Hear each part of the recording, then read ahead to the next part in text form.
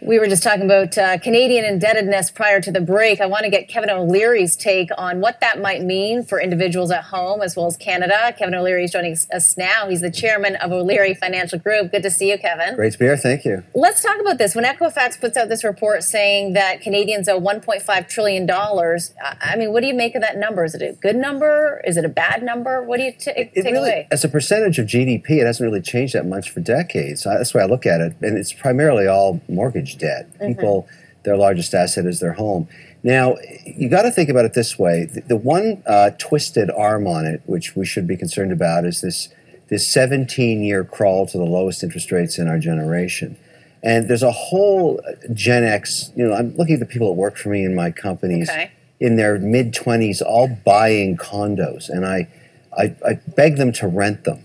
But it's of no avail because they've learned generationally that they should only expect prices to go up. So they're now putting debt on at a very early age, generally around the $200,000 price point.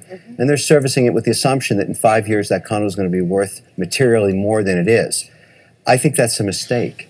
Because what will happen now, and I think why we should be concerned, is that rates will at some point move back up. Maybe not quickly, but servicing that debt on a floating rate mortgage or servicing credit card debt or any debt that's based on floating rate in the next 5 years is going to get more expensive. And that's where we're going to test this $1.5 trillion. And it may get a little ugly around the fringes on the margin. Well, it's interesting, though, because some people would say, look, if you're able to hold on to that condo, that $200,000 condo for, almost 20 years, you'll be okay. But you're saying a lot of people are going to really struggle in doing that, it sounds like. Well, my problem with this new gen issue is all these condos are what I call shoebox condos.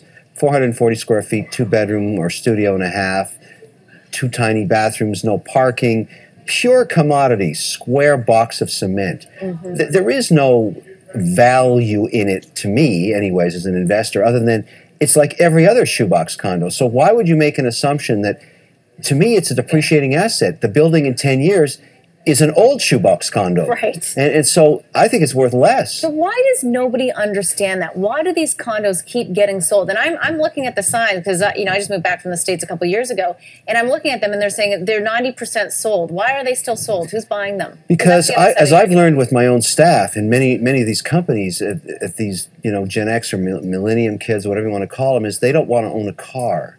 So that makes a lot of sense. They want to walk to where they work. They want to be part of what's hip downtown in any city. Vancouver, Calgary, Montreal. Montreal condo scene has never been more buoyant than it is. Prices are as high as $1,000 a square foot. I was just looking at some metrics yesterday. And so I think the trend is your friend if you're a condo developer.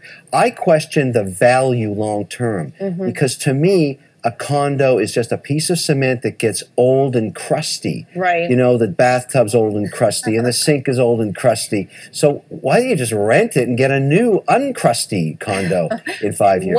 When rates rise is what you're saying. Well, when rates are rising, the value of your crusty condo is definitely going to go down. So I don't like that scenario. Right. But, I think the best education will be for these people to realize, ouch, that hurt. Once you get stung once, and let's say you lose 20% on a shoebox condo, you won't be doing a shoebox condo again. You'll be renting it. Kevin, I want to